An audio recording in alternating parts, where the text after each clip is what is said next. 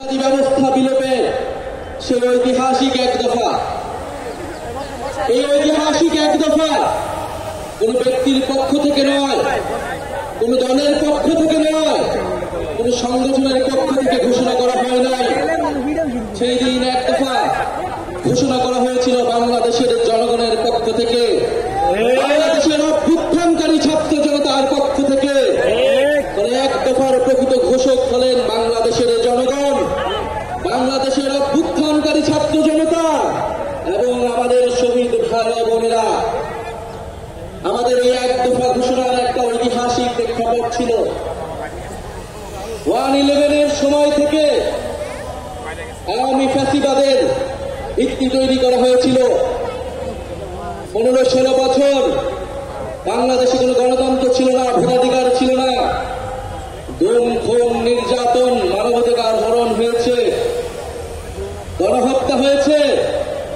সর্বশেষ কোটা সংস্কার আন্দোলন 2024-এ শিক্ষার্থীদের ন্যায্য আন্দোলনে সন্ত্রাসী ফ্যাসিস্ট পুলিশ বাহিনী নির্মমভাবে গুলি চালিয়ে আমাদের ভাই বোনদেরকে শহীদ করেছিল। আপনারা এই ইতিহাস সবই জানেন, আমি পুনরাবৃত্তি করব না। আজকে বাংলাদেশের জনগণ আর মেনে নিতে পারে নাই।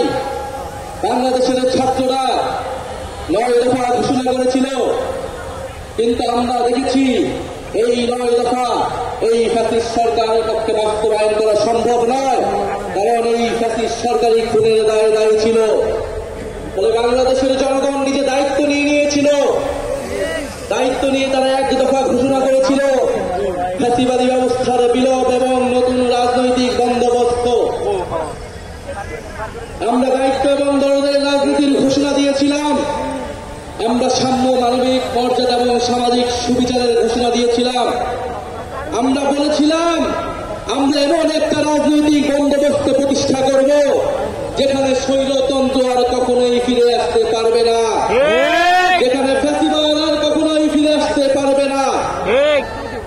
আমরা জুলাই পদযাত্রায় দেশের বিভিন্ন জায়গায় বলেছি ফ্যাসিবাদী সরকারের পতন হয়েছে, বন্দোবস্তের বিলোপ আমরা ঘটাতে পারিনি।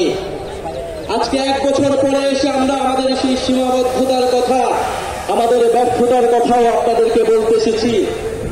আমরা পারিনি সেই পুরনো সংবিধানকে বাতিল করে একটি নতুন সংবিধান তৈরি করতে। আমরা পারিনি যে ফ্যাসিবাদী বন্দোবস্তের যে ক্ষমতার স্তম্ভ ছিল, যেই দুর্নীতি পরায়ণ অলিগার্ক ব্যবসায়ী ছিল, যেই লুটেরা অর্থনীতি ছিল, সেই অর্থনীতিকে ভেঙে দিতে। আমরা পারি নাই যেই ফ্যাসিবাদী ব্যবস্থার যে সাংস্কৃতিক ভিত্তি ছিল, গণমাধ্যম থেকে শুরু করে বিভিন্ন জায়গায় যে স্বৈরাচারের দোসররা ছিল তাদেরকে সম্পূর্ণভাবে পরাজিত করতে। আমরা পারি নাই সেনাবাহিনী সহ প্রশাসনকে জনগণের প্রতিষ্ঠান হিসেবে গড়ে তুলতে। আমরা আমাদের ব্যর্থতার কথা স্বীকার করেই আজকে আবার শহীদ মিনারে সমবেত হয়েছি আমাদের ভবিষ্যৎ কর্মসূচি নির্ধারণ করতে, আমাদের ভবিষ্যৎ বাংলাদেশের জন্য শপথ নিতে। সংগ্রামী সাথী ও বন্ধুগণ,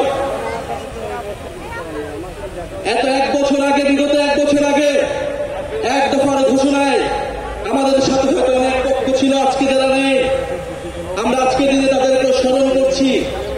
জুলাই গণঅভ্যুত্থানে অংশগ্রহণ করা ফ্যাসিবাদ বিরোধী সকল রাজনৈতিক দল, সকল ছাত্র সংগঠন, আমাদের শিক্ষা প্রতিষ্ঠান, স্কুল, কলেজ, মাদ্রাসা, প্রাইভেট, বিশ্ববিদ্যালয়, আমাদের নারীরা, আমাদের প্রবাসী ভাই বোনেরা, আমাদের সর্বোপরি শহীদ হয়েছে যে সকল ভাই বোনেরা, তাদের পরিবারের সদস্যবৃন্দ এবং আহত যোদ্ধারা এবং বাংলাদেশের প্রতিটি প্রান্তে যারা জুলাই গণঅভ্যুত্থানে অংশগ্রহণ করছেন, তাদেরকে স্মরণ করে আমি আমার বক্তব্য শুরু করছি আনুষ্ঠানিকভাবে।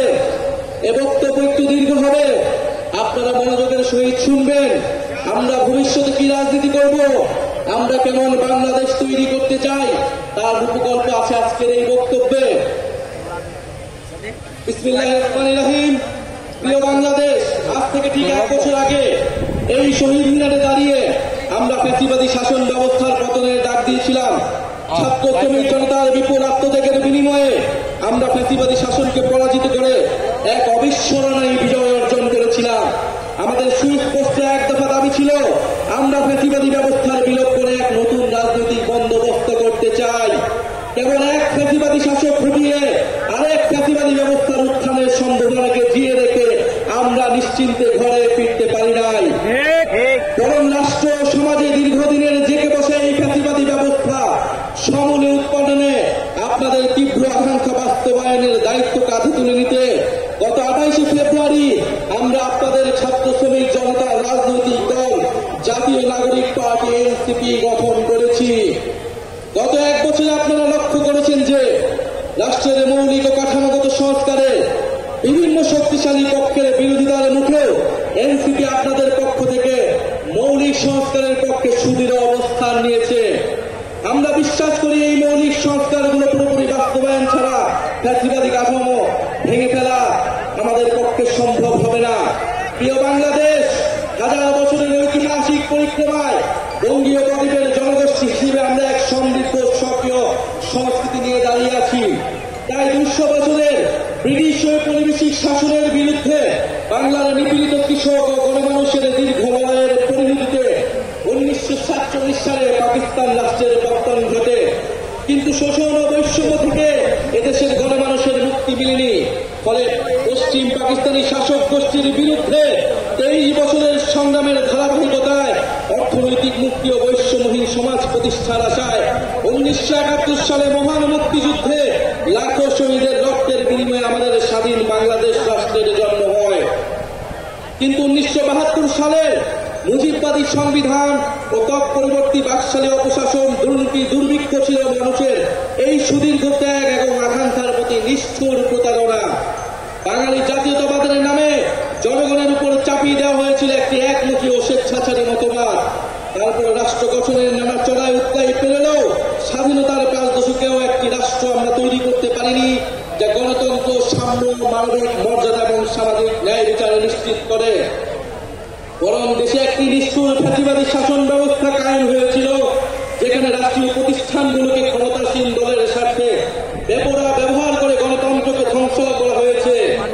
বিরোধী মতের কণ্ঠরোধ, গুম, বিচার বহির্ভূত হত্যাকাণ্ড, সর্ববাসী দুর্নীতি, অর্থ পাচারকে রাষ্ট্রীয় সংস্কৃতিতে পরিণত করা হয়েছিল।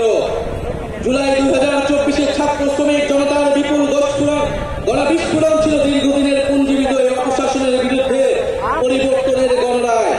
আমাদেরকে স্মরণ রাখতে হবে, হাজারো শহীদের রক্তের বিনিময়ে অর্জিত আমাদের এই নতুন স্বাধীনতা কেবল সরকার পরিবর্তনের জন্য ঘটেনি।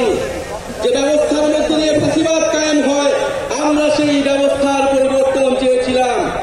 ফ্যাসিবাদ পতনের বছর পূর্তিতে এই জুলাই আমরা টেকনাফ থেকে তেতুলিয়া, জাফলং থেকে সুন্দরবন, বাংলাদেশের আপামর ছাত্র শ্রমিক জনতা, আবার বৃদ্ধ বনিতা, চায়ের টঙের দোকান থেকে ডাক্তার, ইঞ্জিনিয়ার, চা শ্রমিক, আপনাদের সবার ভালোবাসায় সিক্ত হয়েছি। বাংলাদেশের প্রতিটি প্রান্তে আমাদের শহীদ পরিবার আর আহত ভাই বোনদের প্রত্যাশার কথা শুনেছি আপনাদের নিত্যদিনের সংগ্রাম, আকাঙ্ক্ষা ও স্বপ্নের কথা। আমাদের দলের জন্ম, এনসিপির জন্ম, আপনাদের সকল শ্রম আমাদের স্বপ্নের নতুন বাংলাদেশ গড়ার জন্য। আপনাদের অভিযোগ, অনুযোগ, প্রত্যাশা আমাদের ভাবনাকে করেছে গভীর, আমাদের লক্ষ্যকে করেছে সমৃদ্ধ। তাই ঠিক 1 বছর পরে আমরা শহীদ মিনারে আপনাদের সামনে দাঁড়িয়ে নতুন বাংলাদেশের আমাদের সেকেন্ড রিপাবলিকের 24 দফা ইশতেহার ঘোষণা করছি। আমাদের প্রথম দফাটি হল নতুন সংবিধান ও সেকেন্ড রিপাবলিক, উপনিবেশ বিরোধী লড়াই, স্বাধীনতা সংগ্রাম ও জুলাই গণ অভ্যুত্থানের জনগণের সাম্য, মানবিক মর্যাদা, সামাজিক সুবিচারের আকাঙ্ক্ষার ভিত্তিতে আমরা বহু ভাষা, সংস্কৃতি ও জাতির নতুন বাংলাদেশ তৈরি করব। পুরাতন ঝেড়ে ফেলে আমাদের রাষ্ট্রের নতুন যাত্রায় আমাদের প্রথম অঙ্গীকারী হচ্ছে গণপরিষদের মাধ্যমে একটা নতুন সংবিধান। জুলাইয়ের আকাঙ্ক্ষা পূরণে আমাদের এই নতুন সংবিধান একনায়কতন্ত্র, পরিবারতন্ত্র, ফ্যাসিবাদী কাঠামোর বিলোপ করে একটি বৈষম্যহীন গণতান্ত্রিক, অন্তর্ভুক্তিমূলক ও জনকল্যাণমুখী রিপাবলিক গঠন করবে। আমাদের এই নতুন রাষ্ট্র ব্যক্তির জীবন, জীবিকা, মর্যাদা, অধিকার সংরক্ষণ করবে। এই নতুন সংবিধান আমাদের রাষ্ট্রের আইন, বিচার ও নির্বাহী বিভাগের মধ্যে ক্ষমতার সুনির্দিষ্ট বিভাজন ও ভারসাম্য নিশ্চিত করবে।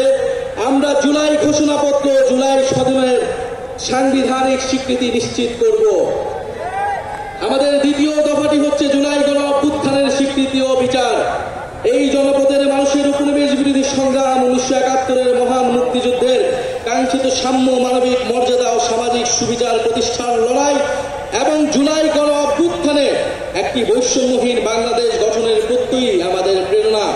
আমরা জুলাইয়ে সংগঠিত গণহত্যা, শাপলা গণহত্যা, আমরা পিলখানা হত্যাকাণ্ড, বিচার বহির্ভূত হত্যা সহ আওয়ামী ফ্যাসিবাদের সময়ে সংগঠিত সকল মানবতা বিরোধী অপরাধের দৃষ্টান্তমূলক বিচার ও শাস্তির জন্য আমরা লড়াই করব। জুলাই গণ অভ্যুত্থানের শহীদদের পরিপূর্ণ রাষ্ট্রীয় স্বীকৃতি, আহতদের চিকিৎসা পুনর্বাসন নিশ্চিত করে আজীবন তাদের পাশে দাঁড়াবো। জুলাইয়ের জাতীয় ঐক্য, হাজারো শহীদের আত্মত্যাগের মহিমাকে ধারণ করার জন্য আমরা জুলাইয়ের স্মৃতি রক্ষা করব এবং সবসময় ফ্যাসিবাদ বিরোধী লড়াইয়ের সহযোদ্ধাদের পাশে থাকব। আমাদের তৃতীয় দফাটি হচ্ছে গণতন্ত্র, রাষ্ট্রীয় প্রতিষ্ঠানের সংস্কার। আমরা এমন একটা ইনসাফের রাষ্ট্র গড়ে তুলতে চাই যেখানে রাষ্ট্রীয় প্রতিষ্ঠানগুলো হবে জাতি, ধর্ম, বর্ণ নির্বিশেষে নিরপেক্ষ, নৈর্ভিত্তিক, মানবিক ও গণমুখী। জনসেবাই হবে তাদের মূল মন্ত্র। একই সঙ্গে রাষ্ট্রের সকল সাংবিধানিক ও বিধিবিধ জবাবদিহিতা নিশ্চিতকারী প্রতিষ্ঠানের ক্ষমতা বৃদ্ধি করা হবে, যেন এই প্রতিষ্ঠানগুলো স্বাধীনভাবে কাজ করে নির্বাহী বিভাগের কর্তৃত্ব পরায়ণ হওয়ার প্রবণতা প্রতিহত করতে পারে। আমরা এমন একটা গণতান্ত্রিক রাষ্ট্র প্রতিষ্ঠা করতে চাই যেখানে জনগণ শুধু নির্বাচনের দিন ক্ষমতার উৎস হবে না, বরং রাষ্ট্র পরিচালনার প্রতিটি ক্ষেত্রে জনগণের অংশগ্রহণ নিশ্চিত করা হবে। আমরা অবাধ, সুষ্ঠু, নিরপেক্ষ নির্বাচনের জন্য নির্বাচন কমিশন আইন ও গঠন প্রক্রিয়ায় মৌলিক পরিবর্তন সাধন করব এবং রাষ্ট্র কর্তৃক নির্বাচিত ব্যয় নির্বাহের আইন করার মাধ্যমে নির্বাচনে কালো টাকার প্রভাব হ্রাস করব এবং সৎ ও যোগ্য প্রার্থীদের প্রতিদ্বন্দ্বিতার সুযোগ সৃষ্টি করব। আমাদের চতুর্থ দফাটি হচ্ছে ন্যায় ভিত্তিক বিচার ব্যবস্থা ও আইন সংস্কার। আমাদের রাষ্ট্রে স্বাধীন বিচার বিভাগ ক্ষমতাবানদের পক্ষে অন্ধ অবস্থান নিবে না, বরং মজলুমকে তার প্রাপ্য ন্যায় বিচার বুঝিয়ে দেবে। এছাড়া একটি সত্যিকার জনগণতান্ত্রিক রাষ্ট্র গড়ে তুলতে আমরা ঔপনিবেশিক আমলে সকল আইনকে জাতীয় ও আন্তর্জাতিক মানবাধিকার মানদণ্ডের ভিত্তিতে যুগোপযোগী করব। মৌলিক মানবাধিকার লঙ্ঘন করে এমন কোন আইন তৈরি করা হবে না। আমরা বিচার বিভাগের আলাদা সচিবালয়কে পরিপূর্ণ আর্থিক স্বাধীনতা প্রদান সহ সম্পূর্ণভাবে ক্রিয়াশীল করব। মামলার জট ও দীর্ঘসূত্রে কমাতে আমরা বিচারক, আদালতের সংখ্যা বাড়াবো। আমরা মামলার নথিপত্রগুলোকে ডিজিটালাইজ করব এবং মামলার অগ্রগতি অনলাইন ট্র্যাকিং এর ব্যবস্থা করব। আমরা দেওয়ানি দায়ের ক্ষেত্রে আর্থিক ক্ষতিপূরণের প্রাপ্তির বিষয়ে আইনগত কাঠামো প্রণয়ন করব। মানহানির মামলায় শুধু ভুক্তভোগী ব্যক্তি আইনগত প্রতিকার চাইতে পারবেন, এই বাধ্যবাধকতা নিশ্চিত করব। আমরা গরিবদের জন্য বিনামূল্যে আইনগত সহায়তার ব্যক্তি বৃদ্ধি করব। কিশোর সংশোধনী ব্যবস্থার মানবিকরণ ও সমাজে পুনর্বাসনের সুব্যবস্থা করব। ইনশাআল্লাহ আমাদের নতুন বাংলাদেশে ন্যায় বিচার নিশ্চিত করা হবে। আমাদের পঞ্চম দাবিটি হচ্ছে সেবামুখী প্রশাসন ও দুর্নীতি দমন। বাংলাদেশে আমলাতন্ত্রকে দলীয়করণের মাধ্যমে শোষণের হাতিয়ার হিসেবে ব্যবহার করা হয়েছে। আমরা প্রশাসনের সকল প্রকার রাজনৈতিক হস্তক্ষেপ বন্ধ করব। আমলাতন্ত্রকে সুদক্ষ সেবামূলক প্রতিষ্ঠান হিসেবে গড়ে তুলতে আমরা উন্নত প্রশিক্ষণের ব্যবস্থা করব। বিভিন্ন খাতের যোগ্য বিশেষজ্ঞদের সরকারের অধিকতর অংশগ্রহণ নিশ্চিত করব। নিয়োগ, বদলি, পদায়ন ও প্রমোশনের ক্ষেত্রে মেধা এবং যোগ্যতাই হবে একমাত্র মানদণ্ড। সরকারি কর্ম কমিশনের সকল প্রশাসনের নিয়োগের ক্ষেত্রে সততা, নিরপেক্ষতা বজায় রাখতে যথাযথ নিয়োগ কাঠামো তৈরি করব। আমরা ডিজিটাল গভর্নেন্স চালুর প্রতি বিশেষ গুরুত্ব দিব। আমরা রাষ্ট্রীয় সম্পদ চুরি, দুর্নীতি, স্বজনপ্রীতি, দলীয়করণের বিচারহীনতা এবং বিচারের দীর্ঘসূত্রিতা পরিহার করে দুর্নীতির দ্রুত বিচার শাস্তির বিধান করব। সরকারের যে কোনো দাপ্তরিক দুর্নীতি প্রকাশ করলে সংশ্লিষ্ট ব্যক্তিকে বিশেষ আইনি সুরক্ষা দিতে হুইসেল ব্লোয়ার প্রোটেকশন আইন প্রণয়ন করব।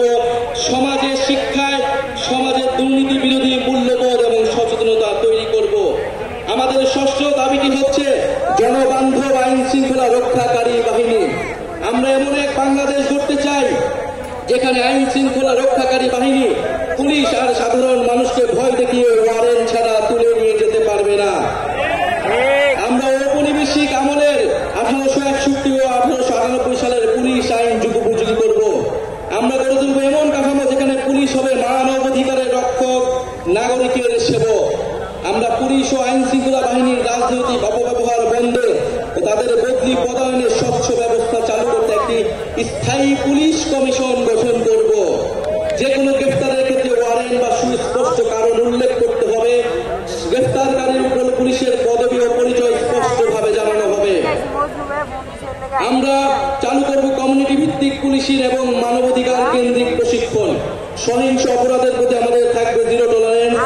আমরা র্যাব বিলুপ্ত করব এবং আমরা গোয়েন্দা সংস্থাকে রাজনৈতিক স্বার্থ ও মানবাধিকার লঙ্ঘনে ব্যবহার বন্ধ করে সুস্পষ্ট আইন কাঠামো তৈরি করব।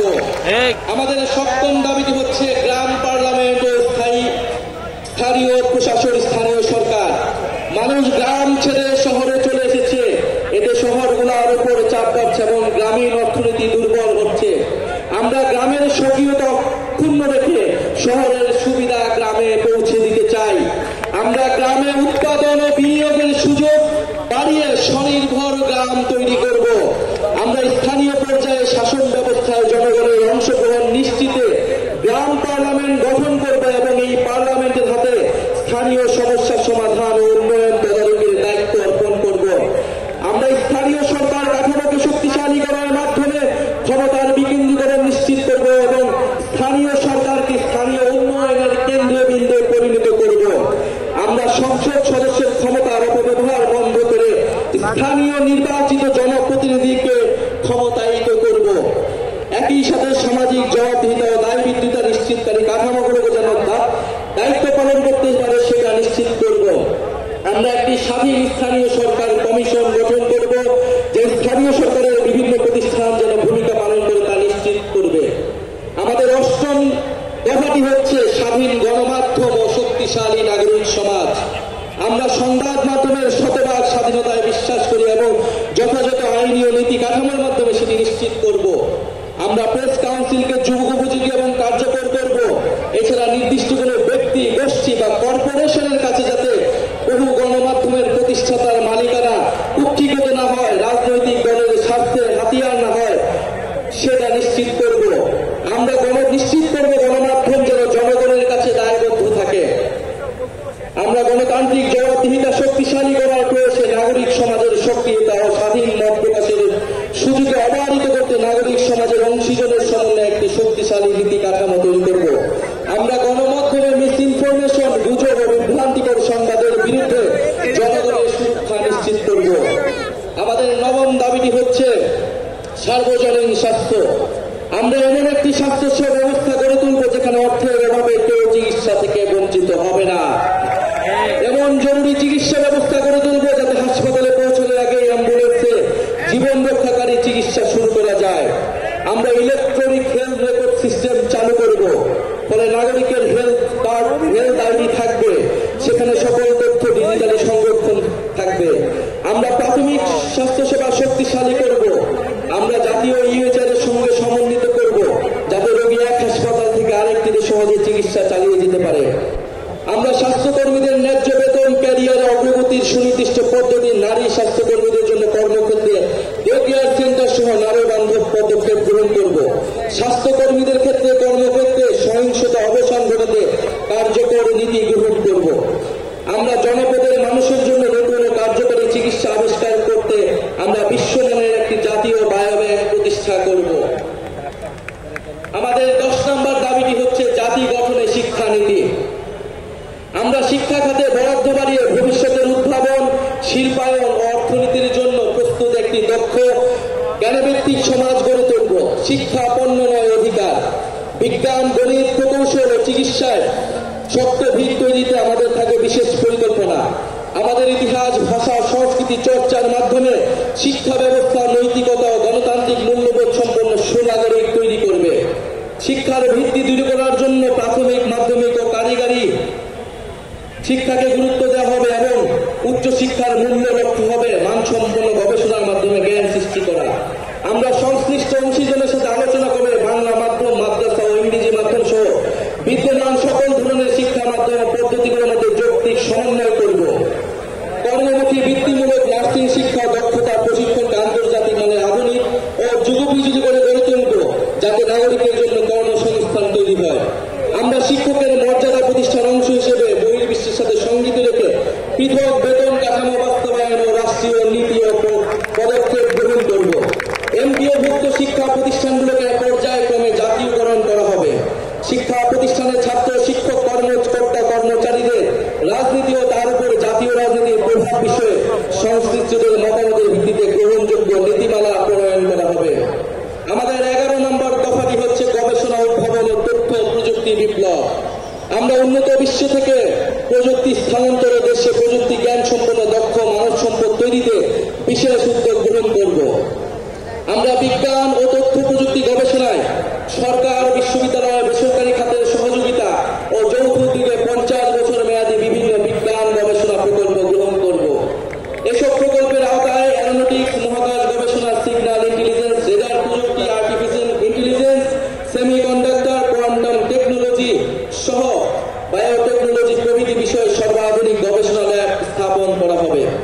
পাশাপাশি বিশ্বের সেরা ল্যাবগুলো থেকে সহযোগিতা স্থাপন ও দেশি বিদেশি বিশেষজ্ঞদের প্রতিযোগিতামূলক বেতনে নিয়োগ করা হবে। কম্পিউটেশনাল গবেষণায় বিশেষ গুরুত্ব আরোপ করার জন্য একটা ন্যাশনাল কম্পিউটিং সার্ভার ও বিশ্ববিদ্যালয় ভিত্তিক কম্পিউটিং ক্লাস্টার তৈরি করব। বিশ্ববিদ্যালয় ও সরকারি গবেষণা প্রতিষ্ঠানগুলোর আউটপুট মূল্যায়নের জন্য কমিশন গঠন করব এবং গবেষণা প্রতিষ্ঠানের সকল প্রকার অপ্রয়োজনীয় আমলাতান্ত্রিক হস্তক্ষেপ বন্ধ করব। তথ্য ও সাইবার নিরাপত্তা নিশ্চিত করতে কমিশন গঠন করব। আমাদের 12তম দফাটি হচ্ছে ধর্ম, সম্প্রদায় ও জাতিসত্তার মর্যাদা। ঐতিহাসিকভাবে বাংলাদেশের সাম্প্রদায়িক সম্প্রীতির এক উজ্জ্বল দৃষ্টান্ত হওয়া সত্ত্বেও মানুষের ধর্মীয় পরিচয় ও আচরণকে রাজনৈতিক বিবেচনায় নির্যাতনের উপলক্ষ হিসেবে ব্যবহার করা হয়েছে। আমরা সকল ধর্ম, সম্প্রদায় ও জাতিগোষ্ঠীর ধর্মীয়, নৃতাত্ত্বিক ও সাংস্কৃতিক অধিকার প্রতিষ্ঠা করার মাধ্যমে একটা বহু ভাষা, বহু সংস্কৃতির, বহু জাতিভিত্তিক বাংলাদেশ গড়ব। আমরা ধর্মীয় মূল্যবোধ এবং ঐতিহ্যের প্রতি শ্রদ্ধাশীল থাকব। ইসলাম বিদ্বেষ, সাম্প্রদায়িকতা এবং জাতি পরিচয়ের কারণে যে কোনো প্রকার বৈষম্যমূলক আচরণ, নির্যাতন ও নিপীড়নকে আমরা শক্ত হাতে প্রতিহত করব। আমরা এই ঘটনার মোকাবেলায় স্বাধীন তদন্তের এখতিয়ার সম্পন্ন মানবাধিকার কমিশনে একটি বিশেষ সেল গঠন করব। আমরা হিন্দু সম্প্রদায়ের বেদখলকৃত জমি উদ্ধারে কার্যকর ব্যবস্থা গ্রহণ করব। দলিত, হরিজন, তফসিলি সম্প্রদায়ের সমাজের পিছিয়ে পড়া অংশের বিকাশে আমরা কার্যকর পদক্ষেপ গ্রহণ করব। আমরা আজানের জন্য 2 মিনিট বিরতি নিচ্ছি। নারীর নিরাপত্তা, অধিকার ও ক্ষমতায়ন। জুলাই গণঅভ্যুত্থানে নারীদের ব্যাপক অংশগ্রহণ, নেতৃত্বের পরেও রাষ্ট্রীয় জাতীয় জীবনে ব্যাপক হারে নারীদের রাজনৈতিক, সামাজিক, অর্থনৈতিক অংশগ্রহণ নিশ্চিত করতে পারা যায়নি। আমরা নারীর ক্ষমতায়ন বাড়াতে নিম্নকক্ষে 100টি সংরক্ষিত আসনে নারী প্রতিনিধিদের সরাসরি নির্বাচনের ব্যবস্থা করব, যার সংখ্যা রাজনীতিতে নারী অংশগ্রহণের বৃদ্ধির সাথে সাথে হ্রাস করা হবে। উত্তরাধিকার সম্পত্তিতে নারীর প্রাপ্য অধিকার দ্রুত বুঝে পেতে সর্বপ্রকার আইনি সহায়তা প্রদান করা হবে। বেসরকারি, সরকারি প্রতিষ্ঠানে নিয়োগ, পদোন্নতি ও বেতন কাঠামোতে নারী পুরুষ বৈষম্য দূর করতে প্রয়োজনীয় নীতিমালা গ্রহণ করা হবে। পরিবার ও আমাদের সার্বিক অর্থনীতিতে গৃহিণী নারীদের অবদান দেশজ উৎপাদন হিসেবে মর্যাদা পাবে ও দেশজ উৎপাদনের অন্তর্ভুক্ত হবে। প্রতিটি থানায় নারী সহিংসতা প্রতিরোধে সেল ও নারী পুলিশ নিয়োগ বাধ্যতামূলক করা হবে। ধর্ষণ মামলার বিচার প্রক্রিয়া 6 মাসের মধ্যে সম্পন্ন করতে ফাস্ট ট্র্যাক ট্রাইব্যুনাল চালু করা হবে এবং ভিকটিমদের ব্যক্তি পরিচয় গোপন রাখার জন্য গণমাধ্যম নীতিমালা জারি করা হবে। কর্মক্ষেত্রে বেস্ট ট্রেনিং ও স্যানিটারি উপকরণ ব্যবহারের নির্দিষ্ট স্থান রাখার নিয়ম করা হবে। পরিবার, শিক্ষা প্রতিষ্ঠান, কর্মক্ষেত্রে, অনলাইন, যানবাহনে নারীদের হয়রানি ও নির্যাতন প্রতিরোধে আইনি কাঠামোর যথাযথ সংস্কারের মাধ্যমে কঠোর শাস্তির বিধান করা হবে। নারীদের শ্রমবাজারে অংশগ্রহণ নিশ্চিত করতে উন্নত মানের চাইল্ড কেয়ার ও বয়স্ক সেবা সার্ভিস গড়ে তোলায় প্রণোদনা দেওয়া হবে। স্বল্প আয়ের পরিবারকে চাইল্ড কেয়ার ভর্তুকি করা হবে। আমরা কর্মজীবীদের পূর্ণ বেতনে অন্তত 6 মাস মাতৃত্বকালীন ও 1 মাস পিতৃত্বকালীন ছুটি নিশ্চিত করব। নারীদের মাতৃত্বকালীন প্রজনন স্বাস্থ্য নিশ্চিত করতে আমরা যথাযথ উদ্যোগ গ্রহণ করব। নারীদের কর্মসংস্থানে নিরাপদ যাতায়াতের জন্য বিশেষ বাস সার্ভিসের ব্যবস্থা চালু করা হবে। সকল নারীরা জন্য প্রয়োজনীয় স্বাস্থ্য সামগ্রীর প্রাপ্যতা সুলভে যথাযথ উদ্যোগ গ্রহণ করা হবে। অনুন্নত পিছিয়ে পড়া অঞ্চল, মাদ্রাসা ও পাহাড়ি অঞ্চলের স্বল্প আয়ের পরিবারের নারীদের উচ্চশিক্ষার জন্য বৃত্তি চালু করব। বাল্য বিবাহ, যৌতুক বন্ধের জন্য সচেতনতা বৃদ্ধির কার্যক্রমে ধর্মীয় ও রাজনৈতিক নেতাদের সম্পৃক্ত করা হবে। জনকেন্দ্রিক ও কল্যাণমুখী অর্থনীতি। অর্থনীতির মূল ভিত্তি হওয়া উচিত মর্যাদা সম্পন্ন মানুষ। অর্থনীতির পরিকল্পনার কেন্দ্রবিন্দুতে থাকতে হবে মানুষের সামগ্রিক বিকাশ। কেবল দক্ষতা নয়, মানুষের উদ্দেশ্য, মূল্যবোধ ও সামাজিক দায়বোধ গঠনে বিনিয়োগ করতে হবে। আমরা বাজার ভিত্তিক কিন্তু কল্যাণমুখী অর্থনৈতিক দর্শন মেনে একটি আধুনিক অন্তর্ভুক্তিমূলক অর্থনীতি গড়ে তুলতে প্রতিশ্রুতিবদ্ধ। আমরা একটি প্রতিযোগিতামূলক বাজার ব্যবস্থা প্রতিষ্ঠা করব, যেখানে সিন্ডিকেটের দৌরাত্ম্য বরদাস্ত করা হবে না, অলিগার শ্রেণীর প্রভাব ধ্বংস করা হবে এবং ক্ষুদ্র ও মাঝারি ব্যবসার বিকাশ নিশ্চিত করা হবে। আমরা উন্নয়নকে শুধু জিডিপির সংখ্যা দিয়ে পরিমাপ করব না, নাগরিকের অন্ন, বস্ত্র, বাসস্থান, শিক্ষা, চিকিৎসা, ইন্টারনেট এসব মৌলিক সেবা এবং সেবার মান ও প্রাণ প্রকৃতি পরিবেশের সুরক্ষাই হবে আমাদের উন্নয়নের মানদণ্ড। আমরা বেকার ভাতা, বয়স্ক ভাতা, বিধবা ভাতা, বিশেষ চাহিদা সম্পন্ন নাগরিক ভাতা, শিশু ভাতা প্রভৃতি সামাজিক সুরক্ষা সেবাকে নাগরিক অধিকার হিসেবে প্রতিষ্ঠা করব। পথ শিশু ও ছিন্নমূল মানুষদের জন্য আমরা পুনর্বাসন, শিক্ষা, স্বাস্থ্যসেবা ও কর্মসংস্থানের মাধ্যমে অর্থনৈতিক ও সামাজিক নিরাপত্তা নিশ্চিত করব। আমরা কর কাঠামোর ন্যায্য সংস্কারের মাধ্যমে ধনী গরিবের বৈষম্য কমিয়ে আনবো এবং সুষম উন্নয়ন নিশ্চিত করব। মধ্যম আয়ের ফাঁদ ও চতুর্থ শিল্প বিপ্লবের তথ্য প্রযুক্তিগত চ্যালেঞ্জ মোকাবেলা আমরা প্রণয়ন করব একটি দূরদর্শী সমন্বিত পরিকল্পনা। আমরা ব্যাংকিং ও আর্থিক খাতের বিদ্যমান কাঠামোকে শক্তিশালী করব। বাংলাদেশ ব্যাংককে পূর্ণ স্বাধীনতা দিব ঋণ খেলাপি রোধে একক ক্রেডিট আইডি সহ ন্যাশনাল ক্রেডিট রেটিং সিস্টেম চালু করতে। পুঁজিবাজার সংস্কার ও সিকিউরিটি অ্যান্ড এক্সচেঞ্জ কমিশন পুনর্গঠন করব এবং এই খাতে সুশাসন প্রতিষ্ঠা করব। আমাদের 15তম দফাটি হচ্ছে তারুণ্য কর্মসংস্থান। আজ বাংলাদেশে প্রায় 30 লাখ বেকার, এদের প্রতি 3 জনে 2 জন তরুণ। সকল কর্মক্ষম নাগরিকের জন্য দেশে ও বিদেশে মর্যাদাপূর্ণ কর্মসংস্থান নিশ্চিত করতে আমরা রপ্তানিমুখী শ্রমঘন শিল্পের বহুমুখীকরণ এবং দক্ষ মানব সম্পদ গড়ে তুলব। কর্মক্ষেত্রে প্রায়োগিক দক্ষতা বৃদ্ধি করতে শিক্ষা জীবনের সরকারি ও বেসরকারি খাতে বেতনভুক্ত ইন্টার্নশিপ সুযোগের সম্প্রসারণ করব। প্রতিযোগিতামূলক চাকরির পরীক্ষাগুলোতে প্রশ্ন ফাঁস, দুর্নীতি, সুপারিশ ও স্বজনপ্রীতি সম্পূর্ণ দূর করে স্বচ্ছতা ও জবাবদিহিতা নিশ্চিত করব এবং গ্রেড ভিত্তিক সমন্বিত পরীক্ষা ব্যবস্থা চালু করব। আমরা তরুণ উদ্যোক্তাদের জন্য উদ্ভাবন ও সৃজনশীলতা সহায়ক পরিবেশ তৈরি করব। আমরা জেলা ভিত্তিক ফ্রিল্যান্সিং এবং রিমোট ওয়ার্ক হাব গড়ে তুলব। পেমেন্ট প্ল্যাটফর্ম, কোয়ার্কিং স্পেস ও উচ্চগতির ইন্টারনেট ব্যবস্থা করব। বিদেশে দক্ষ মানব সম্পদ রপ্তানির লক্ষ্যে আইটি, স্বাস্থ্যসেবা, নার্সিং, ব্যবস্থাপনা ইত্যাদি খাতে বিশেষ গুরুত্ব দিব। এই জন্য আমরা সেক্টর ও দেশভিত্তিক সুনির্দিষ্ট দক্ষতা ও ভাষা বিষয়ে প্রশিক্ষণ দিব। আমরা তরুণদের মাদক ও অপরাধ প্রবণতা রোধে প্রতিটি জেলায় আন্তর্জাতিক মানের ক্রিয়া কমপ্লেক্স তৈরি করব। আমরা চাই তরুণরা শুধু চাকরি খুঁজবে না, চাকরি তৈরি করবে, এরকম অর্থনৈতিক পরিবেশ তৈরি হবে। বহুমুখী বাণিজ্য এবং শিল্পায়ন নীতি। বাংলাদেশের ভবিষ্যৎ অর্থনীতিকে টেকসই করতে হলে রপ্তানির বহুমুখীকরণ ও বিকল্প বাজারে প্রবেশাধিকারের বিনিয়োগ এখন সময়ের দাবি। রপ্তানি বাজারের সম্প্রসারণে আমরা বিভিন্ন দেশ ও ব্লকের সাথে দ্বিপাক্ষিক ও বহুপাক্ষিক মুক্ত বাণিজ্য চুক্তি করব। আমরা গার্মেন্টসের বাইরে উচ্চ সম্ভাবনাময় শ্রমঘন খাতগুলোতে বিনিয়োগ ও প্রণোদনা জোরদার করব, যেমন চামড়া, পাদুকা শিল্প, আসবাব, হোম ডেকোর, লাইট ইঞ্জিনিয়ারিং, কৃষি প্রক্রিয়াজাত পণ্য প্রভৃতি। পাশাপাশি আমরা বিভিন্ন উচ্চ মূল্য সংযোজন খাত যেমন ওষুধ শিল্প, ইলেকট্রনিক্স ও তথ্য যোগাযোগ প্রযুক্তি প্রসারে বিশেষ নীতি সহায়তা প্রদান করব। এলডিসি থেকে উত্তরণের ফলে দেশের ঔষধ শিল্পে সৃষ্ট সম্ভাব্য সংকট মোকাবেলায় আমরা কার্যকর পদক্ষেপ নেব। ব্যবসা সহজীকরণ, জ্বালানি নিরাপত্তা ও আধুনিক অবকাঠামো নির্মাণের মাধ্যমে আমরা বাংলাদেশকে বৈদেশিক বিনিয়োগের এক আকর্ষণীয় গন্তব্যে পরিণত করব। আমরা 50 বছর মেয়াদী শিল্প উন্নয়নের মহাপরিকল্পনা প্রণয়নে শিল্প খাতের বিশিষ্ট ব্যবসায়ী, গবেষক, নীতি নির্ধারণী সমন্বয়ে একটি কমিশন গঠন করব। আমাদের 17তম দফাটি হচ্ছে টেকসই কৃষি ও খাদ্য সার্বভৌমত্ব। আমাদের নতুন বাংলাদেশে কৃষি পণ্যের সরবরাহ ও ন্যায্য মূল্য নিশ্চিত হবে, পাশাপাশি ক্রেতার স্বার্থ সংরক্ষণ করা হবে। আমরা কৃষিতে আধুনিক যন্ত্রপাতি, জলবায়ু সহনশীল জাতের বীজ, পরিবেশ বান্ধব সার এবং প্রযুক্তি নির্ভর সহায়তার উপর যথাযথ ভর্তুকি প্রদান করব, যার মাধ্যমে উৎপাদনশীলতা এবং লাভজনকতা বাড়ানো হবে। কৃষি সম্প্রসারণ কার্যক্রমকে দক্ষ ও আধুনিক করে তোলা হবে। প্রশিক্ষণ এবং মোবাইল ভিত্তিক পরামর্শ সেবা সহজলভ্য করা হবে। আমরা কৃষি উৎপাদন ও সরবরাহ পরিস্থিতি বুঝতে একটি ডাইনামিক জাতীয় ডেটাবেস তৈরি করব। খাদ্য ও দ্রব্যের দাম স্থিতিশীল রাখতে আমরা টিসিবির মাধ্যমে ন্যায্য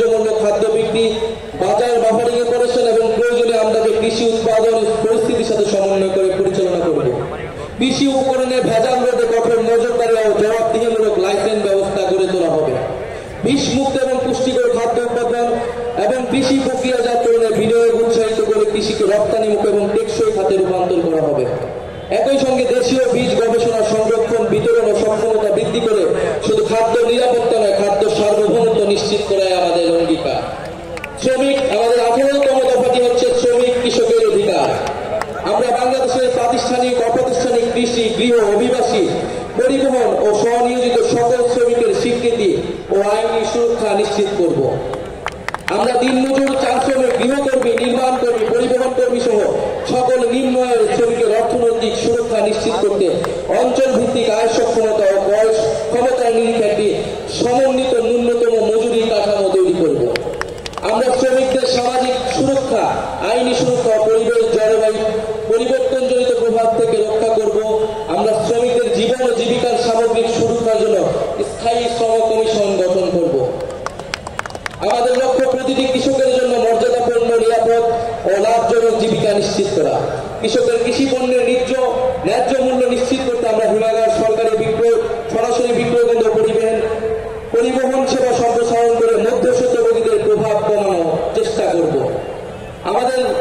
আমরা এরিয়া ইয়েল্ড ইন্ডেক্স ভিত্তিক কৃষি বীমা চালু করে কৃষকদের উৎপাদন ঝুঁকি হ্রাস করব। আমাদের 19তম দফাটি হচ্ছে জাতীয় সম্পদ ব্যবস্থাপনা। আমরা জাতীয় প্রাকৃতিক সম্পদের উপর জনগণের সার্বভৌম মালিকানা প্রতিষ্ঠা করব। প্রাকৃতিক সম্পদ অনুসন্ধান ও আহরণে আমরা দেশীয় সক্ষমতা বৃদ্ধি করব। আমাদের নীতিমালায় প্রাকৃতিক সম্পদ ব্যবহার হবে বর্তমান ও ভবিষ্যৎ প্রজন্মের চাহিদার সমন্বয় করে। এছাড়া প্রাকৃতিক সম্পদে স্থানীয় জনগণের ন্যায্য হিস্সা নিশ্চিত করা হবে। আমরা বেপরোয়া অবৈধভাবে কয়লা, গ্যাস, পাথর ও খনিজ সম্পদের অনুসন্ধান ও নিঃসরণ নিয়ন্ত্রণ কমাবো এবং সকল প্রাকৃতিক সম্পদ উত্তোলনে জাতীয় স্বার্থের সুরক্ষার ভিত্তিতে আন্তর্জাতিক চুক্তির পুনর্বিন্যাস করব। সমুদ্র সীমা ও এক্সক্লুসিভ ইকোনমির জন্য মৎস্য ও খনিজ সম্পদের টেকসই ব্যবহার নিশ্চিত করতে আধুনিক প্রযুক্তির প্রসার ঘটাবো। আমাদের 20তম দফাটি হচ্ছে নগরায়ন, পরিবহন ও আবাসন পরিকল্পনা। অপরিকল্পিত নগরায়নের ফলে আমাদের শহরগুলো বসবাসের অযোগ্য হয়ে গিয়েছে। আমরা রাজধানী সহ শহরগুলোতে নদী ও খাল কেন্দ্রিক নগর ব্যবস্থাপনা এবং সমন্বিত উচ্চগতির গণপরিবহনমুখী ও নিরাপদ যাতায়াত ব্যবস্থা গড়ে তুলব। বায়ু দূষণ মোকাবেলা, পানির সুব্যবস্থা, বর্জ্য ব্যবস্থাপনার আধুনিকায়ন, খাল, দখলকৃত জমি উদ্ধার ও জনপরিসর তৈরি করব। পাশাপাশি নিম্ন মধ্যবিত্তদের জন্য ভর্তুকিযুক্ত সামাজিক আবাসন, এলাকাভিত্তিক বাড়ি ভাড়া নীতি কাঠামো তৈরির মাধ্যমে শহরগুলোর সব শ্রেণী পেশার মানুষকে বসবাসযোগ্য করে তুলতে হবে। শহর অঞ্চলে বসবাসরত দরিদ্র ভাসমান জনগোষ্ঠীর জন্য আমরা সামাজিক নিরাপত্তা ব্যবস্থা তৈরি করব। শুধু আধুনিকায়ন নয়, আমাদের নগর পরিকল্পনা আমাদের ইতিহাস, ঐতিহ্য, প্রাণ প্রকৃতি এবং সভ্যতাগত পরিচয় অক্ষুণ্ণ রাখা হবে। আমরা গ্রাম ও শহরের প্রতিটি ওয়ার্ডে খেলার মাঠ ও সবুজ স্থান সংরক্ষণ বাধ্যতামূলক করব। আমাদের 21তম দফাটি হচ্ছে জলবায়ু সহনশীলতা ও নদী সমুদ্র রক্ষা। আমরা একটি জলবায়ু সহনশীল, দূষণমুক্ত, পরিকল্পিত বাংলাদেশ গড়ব, যেখানে নদী, বায়ু ও জীববৈচিত্র্য রক্ষায় সবুজ প্রযুক্তি ব্যবহার করা হবে। বড় বড় শহর ও তার আশেপাশের এলাকাকে আমরা নো ব্রিক কিং জোন হিসেবে ঘোষণা করব। আমরা সামাজিক বনায়নের বিশেষ গুরুত্ব আরোপ করব। আমরা অপরিকল্পিত বালু, পাথর, খনিজ উত্তোলন, বনজ সম্পদ ধ্বংসে কঠোর আইনি ব্যবস্থা গ্রহণ করব। উপকূলীয় অঞ্চলে জলবায়ু দুর্যোগ, লবণাক্ততা ও সমুদ্র পৃষ্ঠের উচ্চতা বৃদ্ধির ঝুঁকিতে থাকা মানুষের জন্য আমরা নিরাপদ বাসস্থান ও অবকাঠামো নির্মাণ করব। নবায়নযোগ্য জ্বালানির উৎপাদন বা ব্যবহার বাড়িয়ে জ্বালানি নিরাপত্তা ও পরিবেশ সংরক্ষণের টেকসই ভিত্তি গড়ে তুলব। বঙ্গোপসাগরে আমাদের সমুদ্র সীমা ঘিরে একটি সুনীল অর্থনীতি গড়ে তুলব ও বঙ্গোপসাগরের রাজনৈতিক হিস্সা দেশের জনগণের অভিপ্রায়ের মাধ্যমে নিশ্চিত করব। আমাদের 22তম দফাটি হচ্ছে প্রবাসী বাংলাদেশিদের মর্যাদা ও অধিকার। আমরা মনে করি প্রবাসী বাংলাদেশিরা কেবল রেমিটেন্সের উৎস নয়, তারা রাষ্ট্রের সম্মান, সংগ্রাম ও পুনর্গঠনের অন্যতম অংশীদার এবং বিদেশে বাংলাদেশের দূত। আমরা প্রবাসী শ্রমিকদের স্বাস্থ্যসেবা ও সার্বিক কল্যাণ নিশ্চিতে কাজ করব। কোন প্রবাসী শ্রমিক মারা গেলে তার মরদেহ হয়রানি মুক্তভাবে দেশে আনার ব্যবস্থা করব। সর্বপ্রকারে তার পরিবারকে সহায়তা করব। প্রবাসীদের জন্য ভোটাধিকার, দূতাবাস ও বিমানবন্দরগুলোতে হয়রানি মুক্ত সেবা, জরুরি সহায়তা তহবিল, দেশে নিরাপদ বিনিয়োগ ও ডিজিটাল সরকারি সেবা নিশ্চিত করব। আমাদের 23তম দফাটি হচ্ছে বাংলাদেশপন্থী পররাষ্ট্রনীতি। বিশ্বাস করি বাংলাদেশের স্বার্থে আমাদের পররাষ্ট্রনীতি সবসময় দলীয় স্বার্থ ও সংকীর্ণতার ঊর্ধ্বে থাকবে। এনসিপি বাংলাদেশের সার্বভৌমত্ব, নিরাপত্তা, আঞ্চলিক অখণ্ডতা, মর্যাদা ও স্বাধীন পররাষ্ট্রনীতি রক্ষার প্রশ্নে আপোষহীন থাকবে। আমরা পারস্পরিক সম্মান ও সমমর্যাদার ভিত্তিতে বৈদেশিক সম্পর্ক গড়ে তুলব। আমাদের অভ্যন্তরীণ বিষয়ে যে কোনো বৈদেশিক হস্তকে দৃঢ় হাতে প্রতিহত করব। সীমান্ত হত্যা বন্ধে আন্তর্জাতিক নদী সমূহে পানির হিজ্জার ন্যায্য হিস্সা বুঝে নিতে কূটনৈতিক ও রাজনৈতিক পর্যায়ে সর্বোচ্চ দৃঢ় ভূমিকা নেওয়া হবে। আমরা দ্বিপাক্ষিক ও বহুপাক্ষিক কূটনীতির মাধ্যমে রোহিঙ্গা সংকটের মানবিক সমাধান করব। আমরা মুসলিম প্রধান রাষ্ট্রসমূহের সাথে সুদৃঢ় সম্পর্ক গড়ে তুলব। আমরা শান্তি, গণতন্ত্র, অর্থনৈতিক নিরাপত্তা, পরিবেশ রক্ষা, জলবায়ু পরিবর্তন মোকাবেলায় সার্ক, আসিয়ান, ওআইসি, জাতিসংঘ সহ আন্তর্জাতিক সংস্থাগুলোর সঙ্গে সক্রিয় অংশীদারিত্ব গড়ে তুলব। শুধুমাত্র স্টেট অ্যাক্টর নয়, প্রতিটা দেশের আন্তঃযোগাযোগ তাদের ইনসাফ নিশ্চিতে পাবলিক ডিপ্লোমেসিকে গুরুত্ব দেওয়া হবে। দক্ষিণ এশিয়া, গ্লোবাল সাউথ সহ বিশ্বের নিপীড়িত মানুষের সাথে বাংলাদেশের থাকবে অকুণ্ঠ সমর্থন, সহযোগিতা ও সংহতি। আমাদের সর্বশেষ এবং 24তম দফাটি হচ্ছে জাতীয় প্রতিরক্ষা কৌশল। আমরা বিশ্বাস করি প্রতিরক্ষা সক্ষমতা ছাড়া কার্যকরী বৈদেশিক নীতি সম্ভব নয়। গণপ্রতিরক্ষা দর্শনের ভিত্তিতে আমরা তরুণ জনগোষ্ঠীকে প্রশিক্ষিত করে সুশৃঙ্খল শক্তি হিসেবে দেশের সর্বাত্মক সেবা উদ্বুদ্ধ করব। আমরা অত্যাধুনিক সার্ফেস টু এয়ার মিসাইল সিস্টেমের মাধ্যমে একটি শক্তিশালী আকাশ প্রতিরক্ষা ব্যবস্থা গড়ে তুলব। আমরা সর্বাধুনিক ড্রোন প্রযুক্তি অধিগ্রহণ, দেশীয় সামরিক গবেষণা উন্নয়নে বিনিয়োগ এবং উৎপাদনের সক্ষমতা বাড়ানোর মাধ্যমে সেনাবাহিনীতে UAV unmanned aerial vehicle brigade গঠন করব। একই সঙ্গে আমাদের প্রতিরক্ষা ব্যবস্থাকে সংহত করতে নন নিউক্লিয়ার সেকেন্ড স্ট্রাইক সক্ষমতা অর্জন করব। আমাদের নৌবাহিনীকে সাবমেরিন ভিত্তিক একটি শক্তিশালী ত্রিমাত্রিক নৌবাহিনী হিসেবে গড়ে তুলব। আমাদের প্রতিরক্ষা কৌশলের কেন্দ্রে থাকবে নিজস্ব ভূপ্রাকৃতিক গঠন, যা নদী বিধৌত অঞ্চল এবং বঙ্গোপসাগর কেন্দ্রিক নিরাপত্তা চাহিদা মাথায় রেখে গড়ে তোলা হবে। রাষ্ট্রীয় সার্বিক নিরাপত্তার বিষয়টিকে সর্বোচ্চ অগ্রাধিকার দিয়ে আমরা জাতীয় নিরাপত্তা পরিষদ গঠন করব। আমাদের সমন্বিত প্রতিরক্ষা নীতির কেন্দ্রে থাকবে সংসদীয় নজরদারি, নাগরিক অধিকার রক্ষা এবং আঞ্চলিক শান্তি ও কূটনৈতিক ভারসাম্যের প্রতি প্রতিশ্রুতি। প্রিয় বাংলাদেশ, আজ থেকে ঠিক 1 বছর আগে এই শহীদ মিনারে আমরা শপথ নিয়েছিলাম এই দেশকে স্বৈরাচারের হাত থেকে মুক্ত করব। আপনারা সেই আহ্বানে সাড়া দেওয়ায় আমরা সবাই মিলে ফ্যাসিবাদী শাসনকে পরাজিত করেছি এবং দেশের মানুষের নিজেদের কর্তৃত্ব ফিরিয়ে এনেছি।